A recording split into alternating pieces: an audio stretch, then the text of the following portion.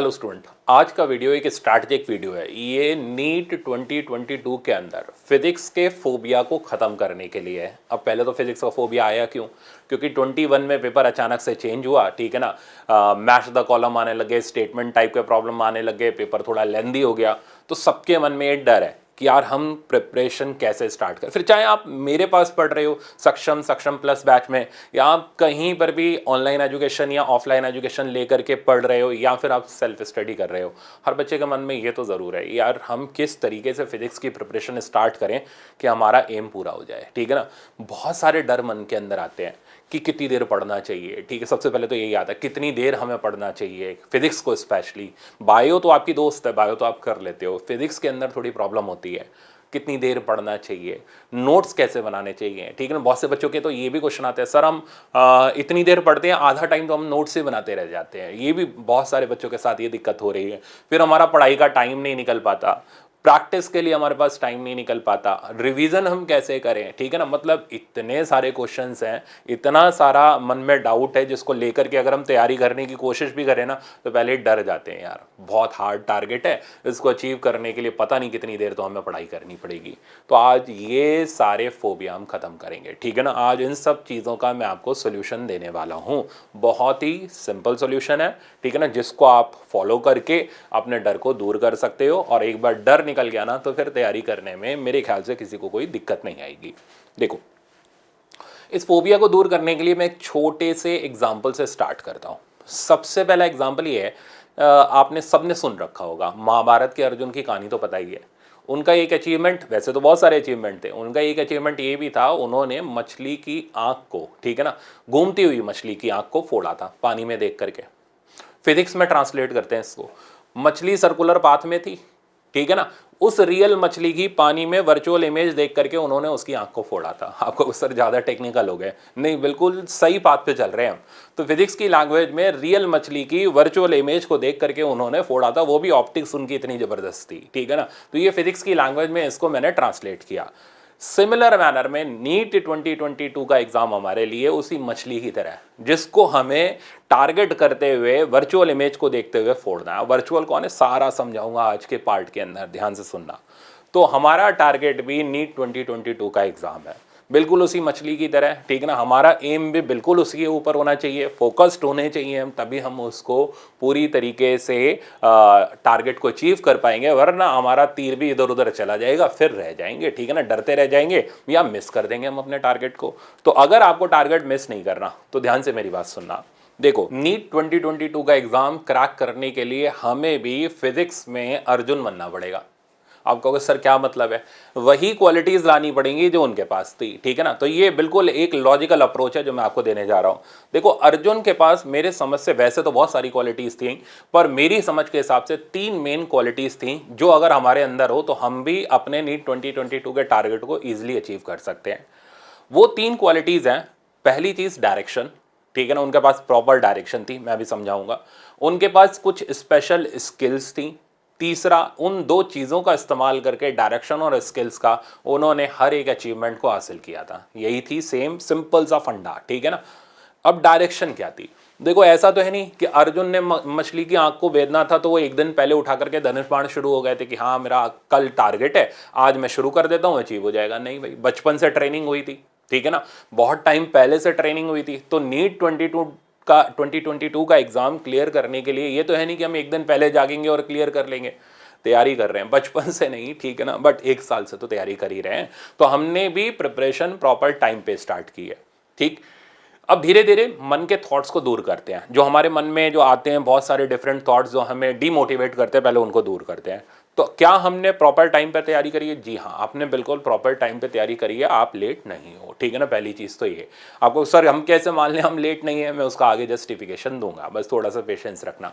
तो आप लेट नहीं हो, आप बिल्कुल सही टाइम पे तैयारी स्टार्ट कर रहे हो या आपने करी है, ठीक है ना।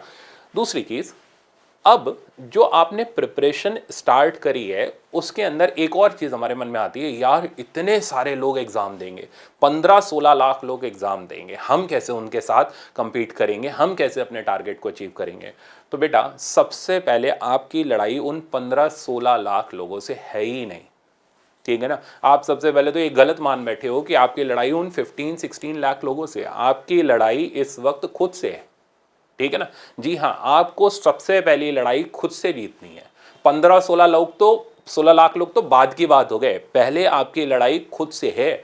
आपको खुद को जगाना है, पहले डेली 5-6 घंटे पढ़ने के लिए मोटिवेट तो करना है, डेली प्रॉब्लम प्रैक्टिस करने के लिए मोटिवेट करना है, डेली फिजिक्स आपको बोझ ना लगे, ठीक है ना, डेली फिजिक्स आपको इंटरेस्टिंग लगे, आपकी लाइफ का पार्ट हो जाए। जिस दिन आप फिजिक्स ना करो, आपको लगे यार आज कुछ मिस हो रहा है, ठीक है ना, पहले इसके लिए खुद को तैयार करना है।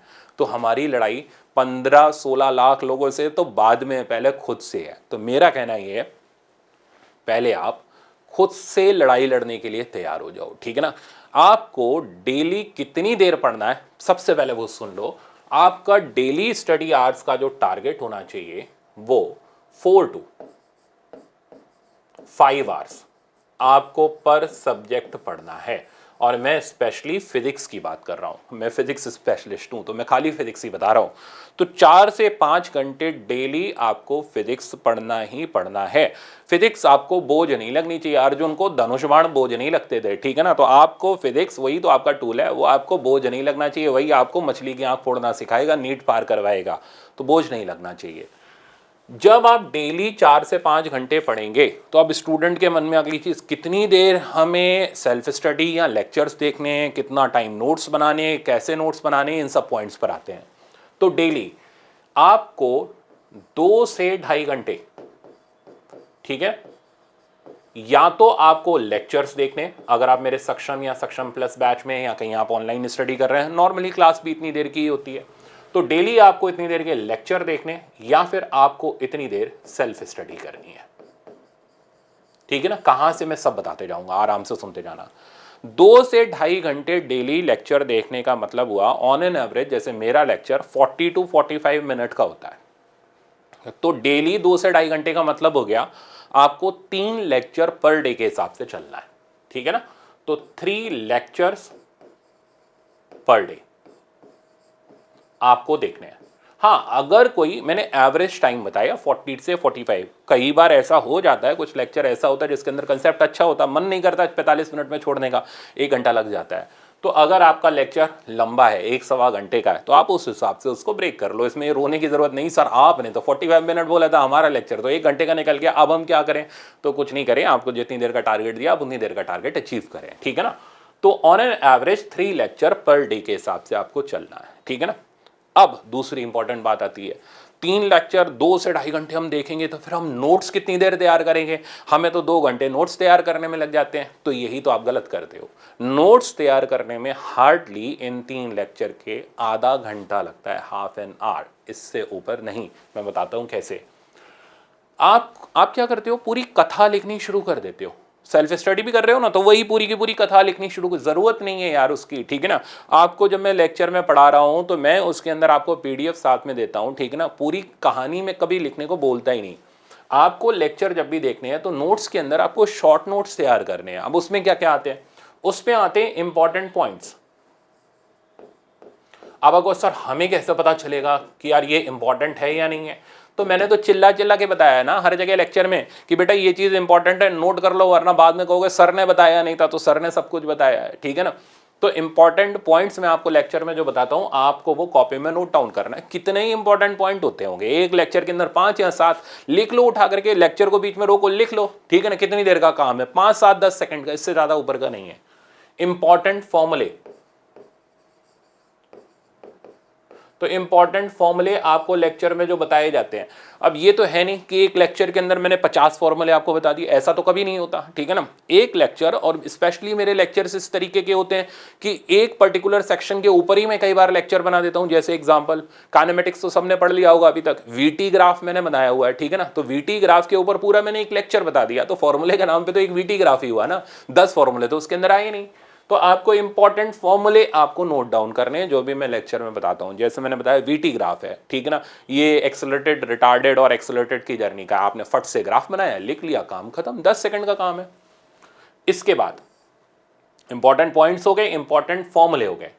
कई बार लेक्चर के अंदर डायरेक्ट रिजल्ट आ जाते हैं जिनको मजबूरी में हमें याद करना पड़ता है, ठीक है ना।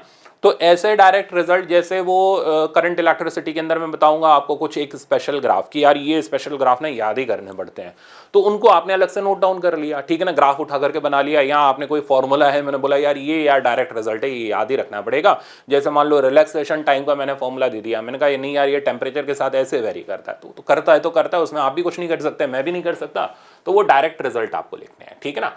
तो 3 चीज हो गई, इंपॉर्टेंट पॉइंट हो गए, इंपॉर्टेंट फॉर्मूले हो गए और डायरेक्ट रिजल्ट हो गए।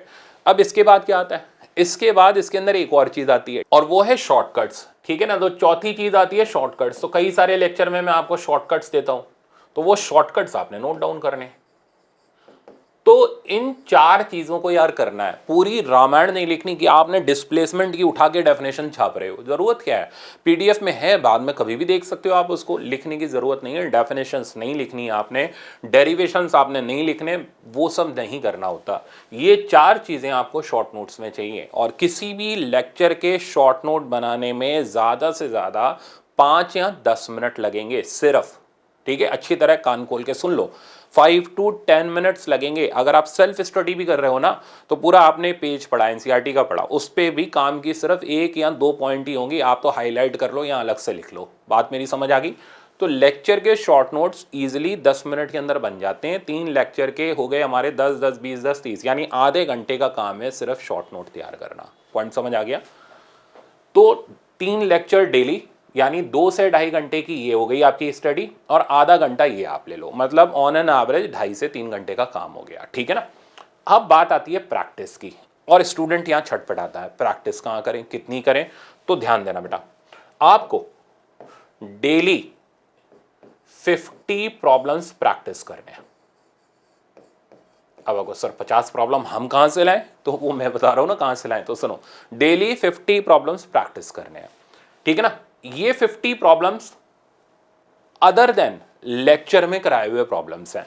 तो सबसे पहले आपको जो मैंने लेक्चर में प्रॉब्लम्स कराए हैं, लेक्चर बेस्ड प्रॉब्लम, आपने पीडीएफ खोली और प्रॉब्लम को सॉल्व करना वापस से शुरू किया, ताकि पूरा लेक्चर दिमाग में सेट हो जाए, ठीक है ना। यहां सेट होना चाहिए, यहां नहीं, हार्ड डिस्क में सेट होना चाहिए आपकी। तो लेक्चर बेस्ड प्रॉब्लम आपको करने ही करने हैं, ठीक है ना। इसके अलावा आपने 50 प्रॉब्लम्स करने हैं। अब कई बच्चे क्या होते हैं, 50 प्रॉब्लम एक ही फॉर्मूले के लगा देते हैं और खुश हो जाते हैं, हमने तो आज 50 कर लिया, हमारा टारगेट पूरा हो गया। भाई ऐसे काम नहीं चलता, 50 प्रॉब्लम डिफरेंट वैरायटी के चाहिए आपको, ठीक है ना। अब ये प्रॉब्लम कहां से आएंगे, कैसे आएंगे, मैं बता रहा हूं, सुनो।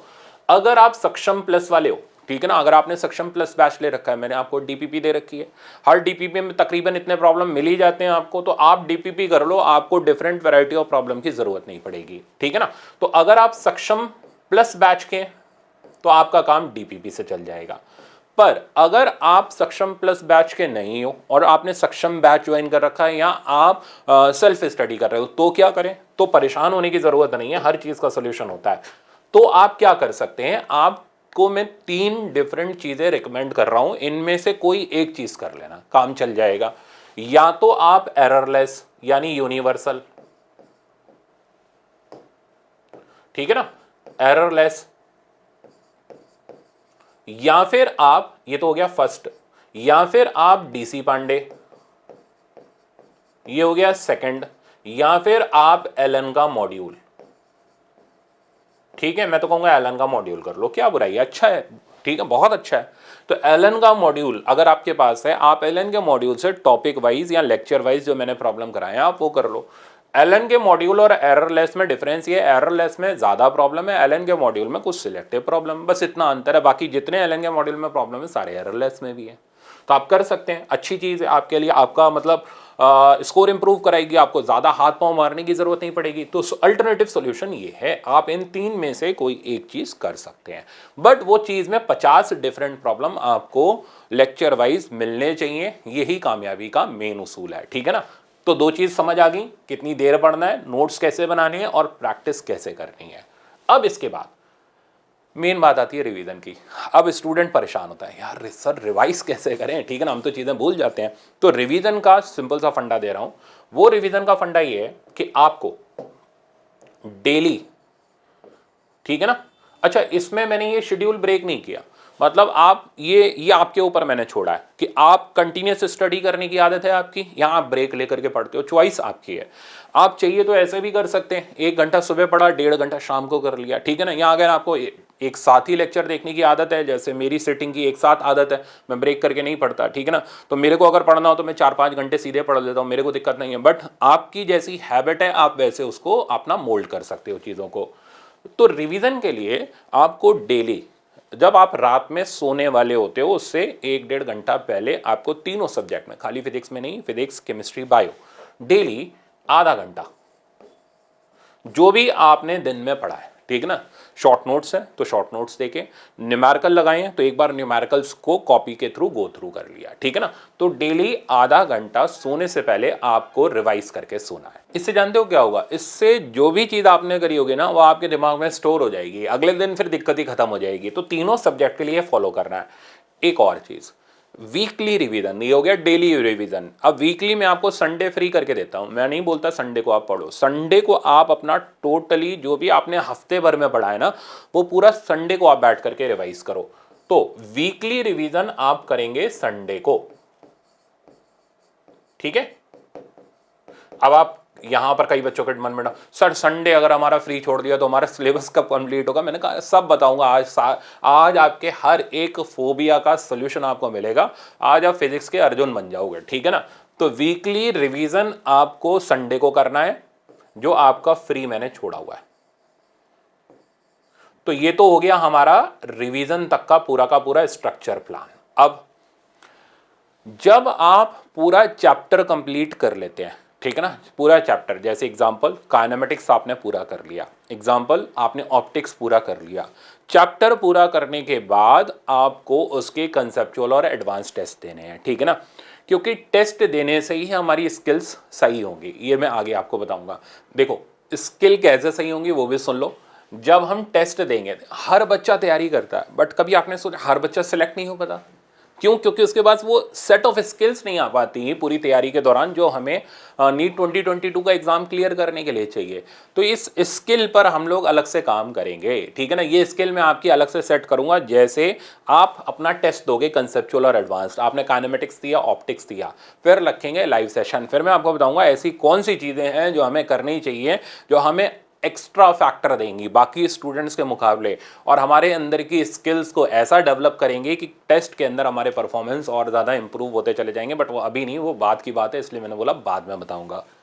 तो टेस्ट आपको कंसेप्चुअल और एडवांस दोनों देने हैं। इस बार के टेस्ट मैंने बताया ही था, डिफरेंट है। डिफरेंट ये है, न्यू पैटर्न के ऊपर बेस्ड है। मैंने मैच द कॉलम रखे हैं, कई बार मैंने क्या किया है सेक्शन बी में मैच द कॉलम रखे हैं, मैंने मोर देन वन चॉइस वाले मैच द कॉलम भी रखे हैं, ज़्यादा नहीं रखे, एडवांस टेस्ट में रखे हैं, और मैंने स्टेटमेंट बेस्ड प्रॉब्लम भी रखे हैं। तो आपको ये टेस्ट हर एंगल से परफेक्ट कर देंगे, मेरे ख्याल से फिर दिक्कत नहीं आएगी। आपको सोचने समझने की ज़रूरत नहीं है कि यार हम फिजिक्स के अंदर कहीं कम लेवल का तो टेस्ट नहीं दे रहे, कहीं ऐसा आ गया तो क्या, हर तरीके की चीज़ आपके टेस्ट के अंदर इंक्लूडेड है, ठीक है ना। तो ये आपकी स्किल्स को इतना शार्प करने के लिए है, वो मैं बताऊंगा कैसे शार्प करनी है, बात की बात है। तो टेस्ट देने इसके बाद जरूरी है, तो टेस्ट हमेशा चैप्टर कंप्लीट होने के बाद आपको देना है। अब सबसे बड़ा सवाल, सर अगर हम ऐसा करेंगे, ठीक है ना, डेली इतना पढ़ेंगे तो हमारा सिलेबस कब तक कंप्लीट होगा। तो मैंने आज क्या किया है, पूरा प्लानर आपके लिए रेडी करके दिया है। देखो इसमें, इसको तो मैं चैप्टर ही नहीं गिनता, बेसिक मैथ को। तो जो बच्चे 15 से 20 दिन बेसिक मैथ में लगा रहे हैं, भाई तुम बेवकूफ़ी कर रहे हो। बेसिक मैथ सिर्फ इसलिए है कि फिजिक्स के अंदर उसका एप्लीकेशन सीख पाओ। अब मेरी आदत क्या है कि अगर मैं काइनेमेटिक्स में डिफरेंशिएशन आएगा तो मैं वहाँ पे भी बताऊंगा, अगर ये आगे चल के लॉज ऑफ मोशन में आएगा मैं वहाँ पे भी बताऊंगा, वेक्टर आएगा मैं वहाँ भी बताऊंगा। तो ये तो सिर्फ फॉर्मेलिटी है, ये तो मेरे को पढ़ाना होता नहीं, तो आपको सर आपने पढ़ाया नहीं।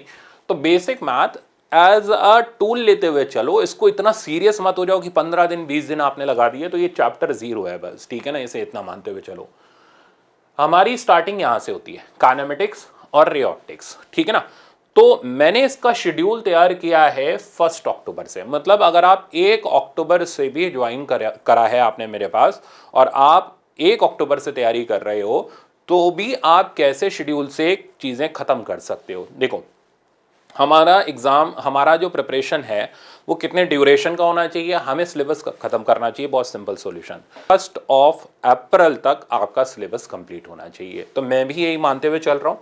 आप देखो 1 अक्टूबर से मैंने स्टार्ट किया है और यहाँ ले जा करके मैंने 1 अप्रैल को ख़त्म किया है, ठीक है ना। तो ये पूरा 1 अक्टूबर से 1 अप्रैल तक सिलेबस को ख़त्म करने का परफेक्ट शेड्यूल है और बहुत आराम से मैंने ख़त्म किया। इतने मज़े मज़े में ख़त्म किया है कि आप कहोगे सर ये तो पूरा रिलैक्स करा करके आपने हमें फिजिक्स पढ़ा दी। देखो शुरू जिस बच्चे को मेरे पास पढ़ना है, शुरू आपने काइनेमेटिक्स और इसी शेड्यूल के हिसाब से चलना है, हड़बड़ तड़बड़ नहीं करनी कि सर आप तो इलेक्ट्रोस्टैटिक का वीडियो भी डाल रहे हो तो हम इलेक्ट्रोस्टैटिक देखें। जी नहीं, आप यहीं से शुरू करेंगे, कभी भी स्टार्ट करो आप यहीं से स्टार्ट करो, ठीक है ना।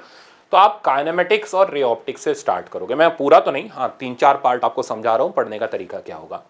देखो काइनेमेटिक्स खत्म करने में 10 डेज और रे ऑप्टिक्स खत्म करने में मैक्सिमम 10 डेज लगते हैं। ये मेरा नहीं है टाइम शेड्यूल, ये किसी भी कोचिंग का शेड्यूल है, इसलिए ये यूनिवर्सल है, हर जगह के लिए लागू है। आप चाहे मेरे पास पढ़ रहे हो, चाहे आप सेल्फ स्टडी कर रहे हो, चाहे कहीं और पढ़ रहे हो, आपको मैक्सिमम इतने दिन ही लगने चाहिए। हाँ ऐसा नहीं कि रे ऑप्टिक्स के अंदर आपका 30 दिन तक चल रहा है, फिर काम गड़बड़ हो जाएगा, फिर टीचर को क्या होगा, आगे कट कॉपी करना पड़ेगा, यानी कंप्रेस करने पड़ेंगे टॉपिक। तो वो कहीं कुछ कंप्रेशन नहीं किया, बिल्कुल परफेक्ट शेड्यूल में हम चल रहे हैं। 10 दिन काइनेमेटिक्स, 10 दिन रे ऑप्टिक्स, ठीक है ना। टोटल 20 दिन हो गए। आप जरा चेक करो, 1 अक्टूबर से 30 अक्टूबर दिए आपको। सर 10 दिन तो फालतू दे दिए, बिल्कुल दिए। 4 दिन मैंने संडे फ्री कर दिए रिवीजन के लिए, वो 4 संडे तो आप एज इट इज निकाल दो। 10 और 10 20 और 4 24 दिन हो गए, ठीक है ना। उसके अलावा मैंने 3 6 दिन आपको फ्री करके दे दिए कि इन 3 दिन में आपको कुछ नहीं करना, आपको 3 दिन मिला करके इन दोनों की प्रैक्टिस शीट जो आपको दी जा रही है, एससीवी के प्रॉब्लम जो आपको दिए जा रहे हैं, एनसीईआरटी के प्रॉब्लम जो मैं आपको मार्क करा रहा हूं, आपने वो करने हैं और प्रीवियस ईयर क्वेश्चन करने हैं। तो 3 4 5 दिन जितने दिन चाहिए आप फालतू ले लो, ठीक है ना। आप फालतू ले लो, कोई मना नहीं है। तो मैंने पूरा एक्सपैंड करके आपको शेड्यूल दिया हुआ है। जैसे ही ये खत्म हो फिर आप कंसेप्चुअल और एडवांस टेस्ट का देंगे, ठीक है ना। तो मान करके चल रहा हूं 30 अक्टूबर तक आप अपना ये टारगेट अचीव करते हैं अगर आप 1 अक्टूबर से शुरू कर रहे हैं। जस्ट इन केस आप लेट शुरू कर रहे हैं, 7 तारीख से कर रहे हैं, तो आप इसको थोड़ा सा श्रिंक कर सकते हैं। बीच में दिन जो आपको एक्स्ट्रा मिल रहे हैं आप उसको कम कर सकते हैं या आगे आप इसको एडजस्ट कर सकते हैं। जो बच्चे और आगे ज्वाइन करना चाह रहे हैं, मतलब जिनका 1 नवंबर 10 नवंबर का प्लान है, तो फिर उसके लिए मैं अलग से शेड्यूल बना के दूंगा, नेक्स्ट मंथ दूंगा, वो आपको अभी नहीं दे रहा, ठीक है ना। उसके अंदर मैं आपको नेक्स्ट मंथ का शेड्यूल दूंगा कि कैसे हम प्रॉपर टाइम में चल करके कवर कर सकते हैं। ये अक्टूबर वाले स्टूडेंट्स के लिए या उन स्टूडेंट के लिए जिन्होंने सितंबर में मेरे पास ज्वाइन किया हुआ है, ठीक है ना। तो आई थिंक ये प्रोसीजर आपको समझ आ गया होगा। तो 1 महीना आपको पूरा इसमें फ्री करके छोड़ दिया, आपको शुरू यहीं से करना है। नेक्स्ट फिर आता है laws of motion. Laws of motion खत्म करने में 6 दिन का हार्डली टाइम है शेड्यूल के हिसाब से। दिन चेक करो, 1 नवंबर से 25 नवंबर, 6 दिन और 25 नवंबर, क्यों अभी देखते हैं आगे। लॉज ऑफ मोशन के पैरेलल में आपको चलाना है इलेक्ट्रो 1। इलेक्ट्रो 1 में क्या आता है, कूलम्स लॉ आता है और अपना इलेक्ट्रिक फील्ड आता है। ये टॉपिक आपस में सिंक्रोनाइज्ड है, ठीक है ना। मतलब कूलम्स लॉ जब मैं पढ़ा रहा होता हूँ, थ्रेड चार्ज प्रॉब्लम जब मैं पढ़ा रहा होता हूँ, आपका लॉज ऑफ मोशन पूरा होना चाहिए, ठीक है ना, वरना मजा नहीं आएगा। फिर को सर फिजिक्स में मजा नहीं आया, चीजें समझ नहीं आई। तो ये चीजें आपस में सिंक्रोनाइज्ड है भाई, 11th और 12th पैरेलल में ही चलना चाहिए। इलेक्ट्रो 2 बिना वर्क पावर एनर्जी के पढ़ भी मत लेना, स्पेशली पोटेंशियल वाला टॉपिक कभी समझ नहीं आएगा। इसलिए आप देखो वर्क पावर एनर्जी भी मैंने यहाँ बीच में लगाया हुआ है। तो शेड्यूल इस तरीके से सेट किया हुआ है, आप चेक करें। तो 4 और 5 9 दिन, ठीक है ना, इसको कवर करने के लिए हमें चाहिए, और इधर हमें चाहिए 6 दिन कवर करने के लिए लॉज ऑफ मोशन। तो टोटल हो गए 15 डेज, ठीक है ना। और मैंने आपको दिए हैं टोटल 25 डेज, यानी 10 दिन मैंने यहाँ भी फालतू दिए। किस लिए, संडे ले लो अपना प्रैक्टिस करने के लिए, रिवीजन करने के लिए, बाकी दिन प्रैक्टिस करने के लिए, और जब ये खत्म हो तब इनका टेस्ट देने के लिए, समझ गए। तो इस तरीके से शेड्यूल चल रहा है। सिमिलरली वर्क पावर एनर्जी 20 से 27 नवंबर के बीच में आप आराम से खत्म कर सकते हो। सिस्टम ऑफ पार्टिकल देखो 10 दिन है, 1 दिसंबर से 1 जनवरी। कहीं पर भी मैंने ऐसा नहीं किया कि 10 दिन बोला हो और मैं 9 दिन में चीज खत्म कर रहा हूं ना। आपको फुल मतलब रिलैक्स करा दिया इसके अंदर कि आराम से फिजिक्स पढ़ो, पर इतनी देर पढ़ो आप ये गारंटी मानो आराम से खत्म कर लोगे। फिर करंट एंड कैपेसिटर है, 1 दिसंबर से 1 जनवरी पूरा महीना भर है आपके पास, अपना पढ़ो आराम से, टेस्ट हो। करंट कैपेसिटर के बाद आपका आता है magnetic effect of current and magnetism और ग्रेविटेशन। देख लो अच्छी तरीके से, पूरा फुल इसके अंदर टाइम दिया है ताकि आप आराम से अपने लेक्चर्स कंप्लीट करो, क्वेश्चंस को प्रैक्टिस करो और टेस्ट दो, ठीक है ना। एनसीईआरटी प्रैक्टिस करो, एससीवी के मार्क क्वेश्चन प्रैक्टिस करो, सब चीज का प्रॉपर टाइम शेड्यूल यहाँ गिवन है। अब जानते हो इसके बाद क्या होगा? इसके बाद आपका जैसे स्कूल के अंदर देते थे ना हाफ ईयरली एग्जाम, ठीक है ना, ताकि सारी चीज़ें रिवाइज हो जाए हम लोगों की, तो यहाँ पर ग्रेविटेशन के जस्ट बाद मैंने रखा है आपका फर्स्ट टर्म का एग्जाम, ठीक है ना, यानी रिवीजन एग्जाम। तो जितने भी ऊपर आपके टॉपिक्स कवर हुए हैं ये सारे के सारे टॉपिक्स आपके रिवाइज हो जाएंगे। फिर सिमिलरली आप इसी शेड्यूल को फॉलो करते हुए जब चलेंगे तो 1 अप्रैल तक आप इजीली सिलेबस को कंप्लीट कर सकते हो।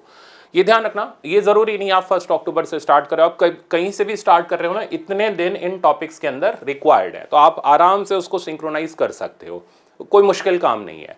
अच्छा, अब यहाँ कंप्लीट होने के बाद आपके स्टार्ट होते हैं मेजर टेस्ट, ठीक है ना। मेजर टेस्ट के अंदर सारी चीज़ें रहेंगी। अगेन मैंने जैसा बताया कि आपको मैथ्स का कॉलम मिलेंगे, स्टेटमेंट टाइप के प्रॉब्लम मिलेंगे, हर वो वैरायटी मिलेगी जो हमारे नीट एग्जाम के लिए ज़रूरी है। अब इसके बाद हम आते हैं, आई थिंक ये पूरा का पूरा शेड्यूल आपको समझ आ गया होगा। अब हम बात करते हैं इस चीज़ की, क्या पढ़ लेना सब कुछ है, ठीक है ना। क्या मतलब हमने पढ़ लिया तो ये गारंटी हो गई कि हमारा नीट एग्जाम क्रैक हो जाएगा? नहीं, क्योंकि कॉम्पिटिटिव एग्जाम है तो कंपटीशन हमें हर एंगल से टेस्ट करता है। कैसे?